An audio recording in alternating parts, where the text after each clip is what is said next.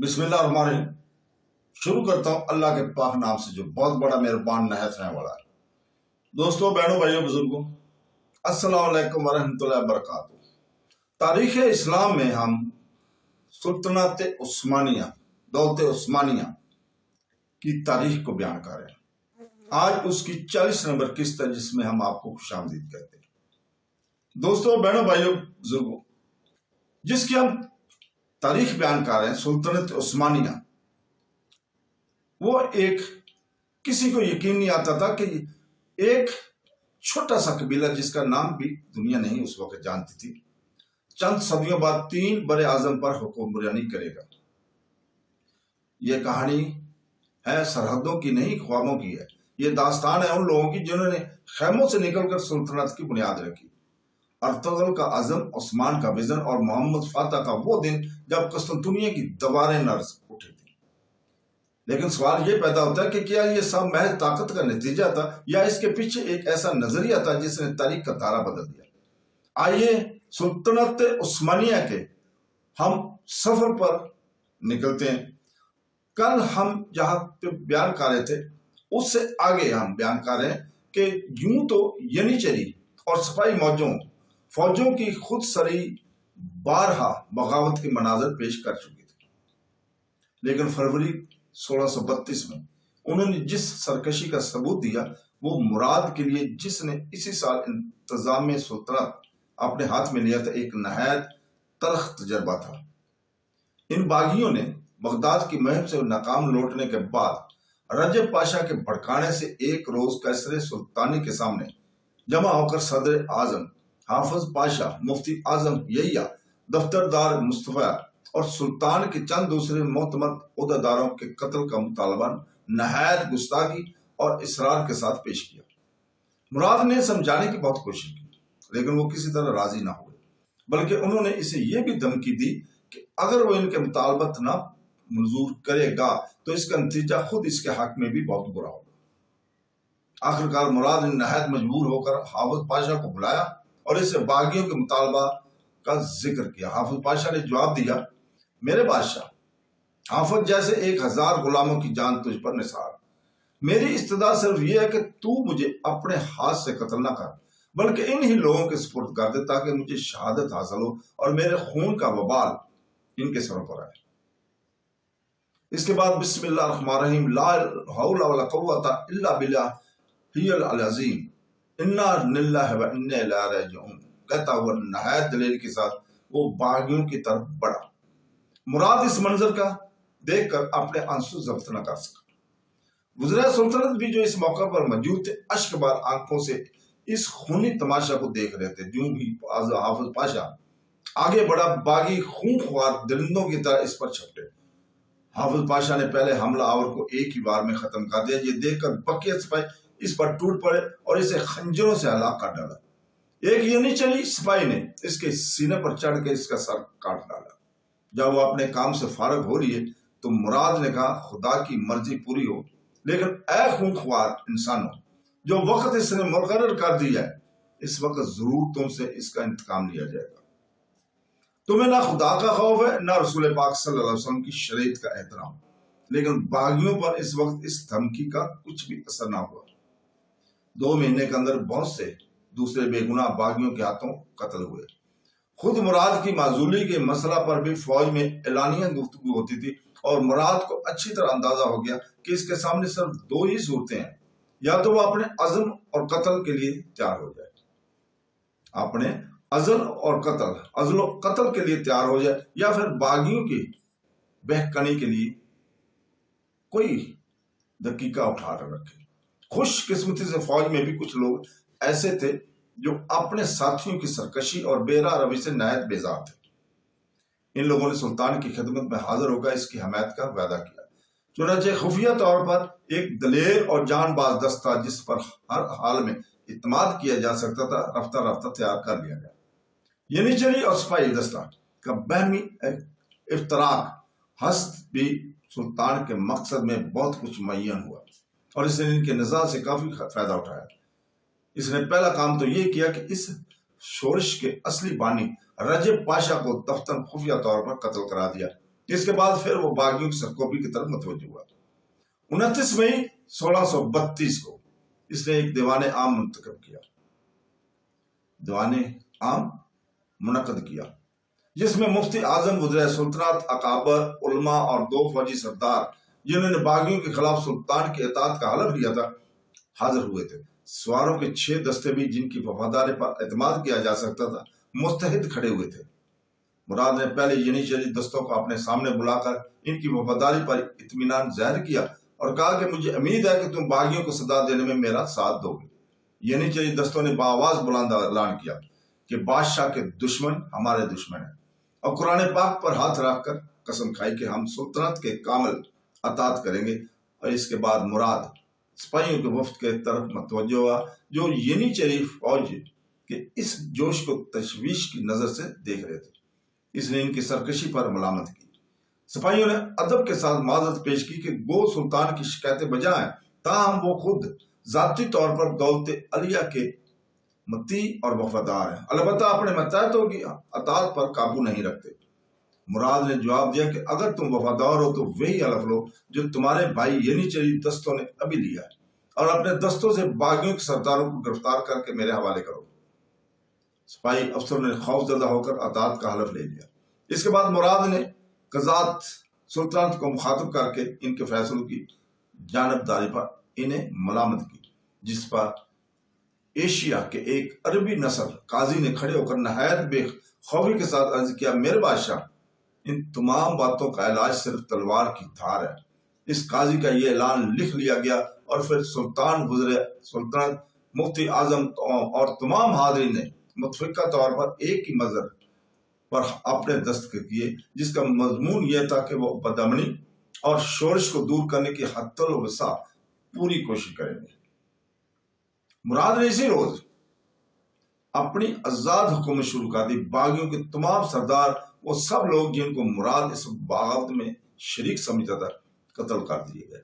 قسطنطنیہ کے علاوہ صوبوں میں بھی باغیوں کا احتسال یوں ہی کیا جانے لگا اور مہینوں تک قتل اور خون ریزی کا سلسلہ جاری رہا۔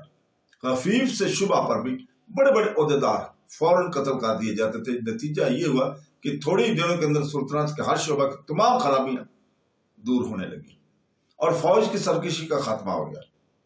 سلطنت کے طول و عرض میں امن و امان قائم ہو گیا اور عدل اور انصاف کی حکومت نظر آنے لگی۔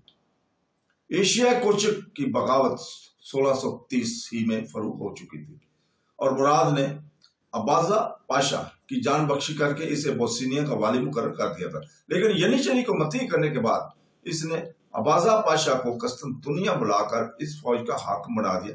کچھ دنوں تک تو اباظہ پاشا مراد کے حسب اطمینان کام کرتا رہا، لیکن پھر اپنے کسی بات سے اس کو ناخوش کر دیا، جس کی پاداش میں قتل کر دیا گیا۔ 1633 میں مراد ایشیا کوچک کی طرف روانہ ہوا، لیکن وہ نائکو میڈیا سے تھوڑی ہی دور آگے بڑھا تھا کہ اس نے وہاں کے قاضی کو کسی جرم میں قتل کرا دیا۔ اس قتل سے دارالسلطنت کے علماء کی جماعت میں بڑی برہمی پیدا ہوئی اور اس جماعت کے سرداروں نے مراد کے خلاف کہنا شروع کیا۔ سلطانہ والدہ نے اس کی اطلاع مراد کو دی، وہ فوراً قسطنطنیہ واپس ہوا اور آتے ہی مفتی اعظم کو قتل کرا دیا۔ تاریخ آل عثمان میں سلطان کے حکم سے کسی مفتی اعظم کے قتل کی یہ پہلی اور آخری مثال ہے۔ اس قتل کے بعد علماء کی شورش بالکل فروغ ہو گئی تھی۔ سن 1635 میں مراد پھر اپنی مہم پر روانہ ہوا۔ اس مرتبہ اس کا مقصد صرف ایشیائی صوبوں کا معائنہ کرنا نہ تھا، بلکہ ان مقامات کو فتح کرنا بھی مقصود تھا جو پہلے عثمانی مقبوضات میں شامل تھے۔ چنانچہ اسی سال اس نے اریون کو فتح کر لیا۔ یہ شہر پہلے سلطنت عثمانیہ کے زیر نگاہ رہ چکا تھا۔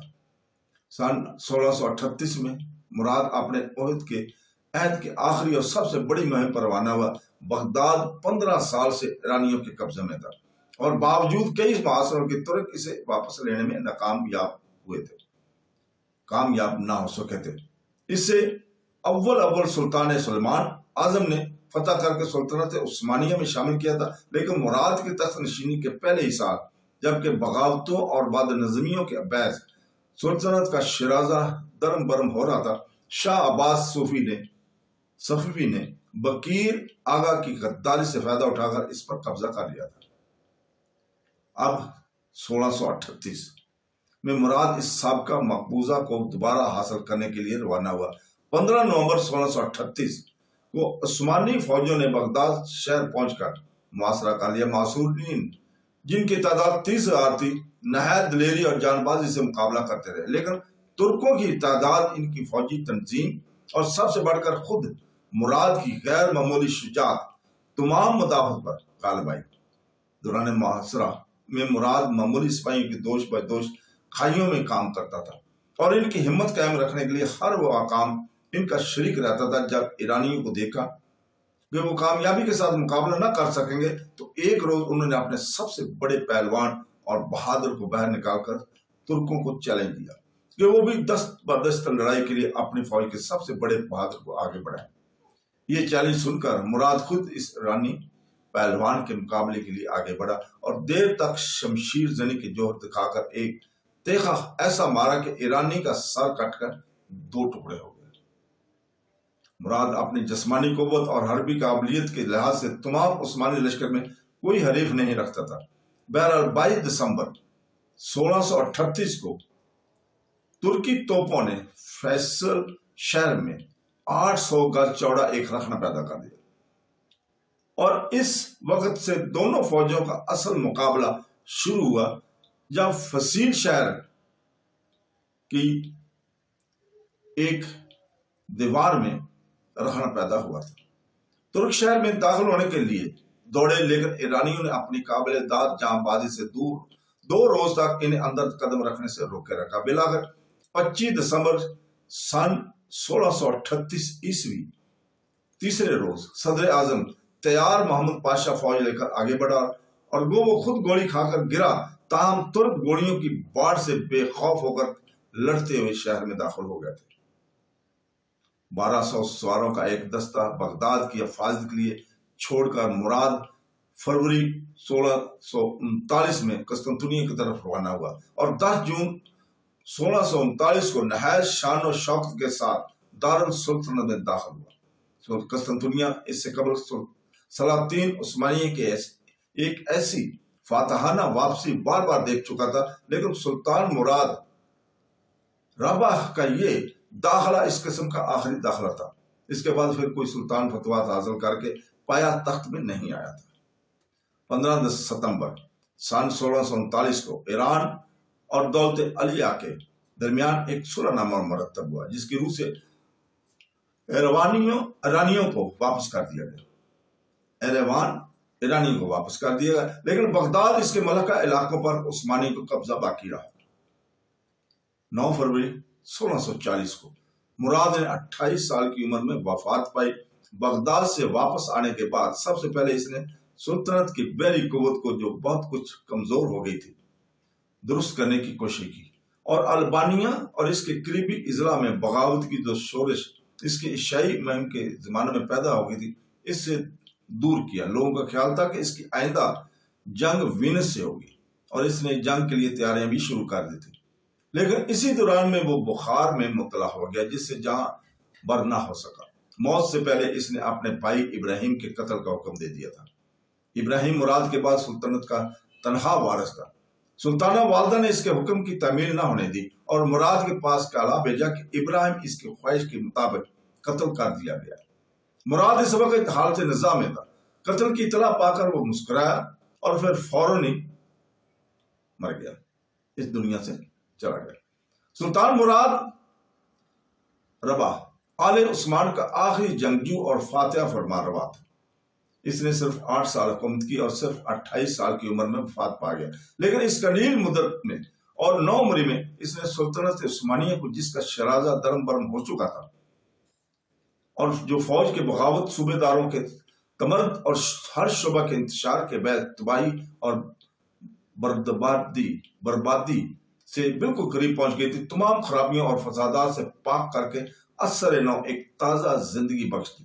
वो हर दर्जा मुतशद्दद और सख्त गिर था, लेकिन इसकी तशद्दद और इसकी सख्त गिरी सुल्तानत की बका के लिए जरूरी थी। इसका एहतसाब बाज़ औक़ात जुल्म की हद तक पहुंच जाता था। और सैकड़ों बेगुनाह महज शुबह की बना पर इसके हुक्म से कत्ल कर दिए गए। लेकिन ऐसी हालत में कि तमाम सुल्तनत में बदअमनी फैली हुई थी और छोटे से लेकर बड़े तक हुकूमत का कोई शोबा फसाद से पाक न था। इन बेगुनाहों का खून भी बहरहाल मुफीद ही साबित हुआ। ये इस सख्ती का नतीजा था कि फौज की बागियाना सरकशी यक कलम मौकूफ हो गई।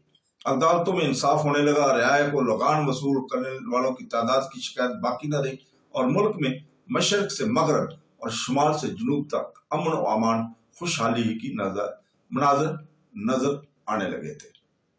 तो दोस्तों, इसके साथ ही आज हम यहाँ पे रुकते हैं। कल इंशाअल्लाह ताला हम अगली किस्त 41 नंबर आपके सामने लेकर आएंगे। कल तक के लिए इजाजत चाहते हैं। अल्लाह हाफ़िज़।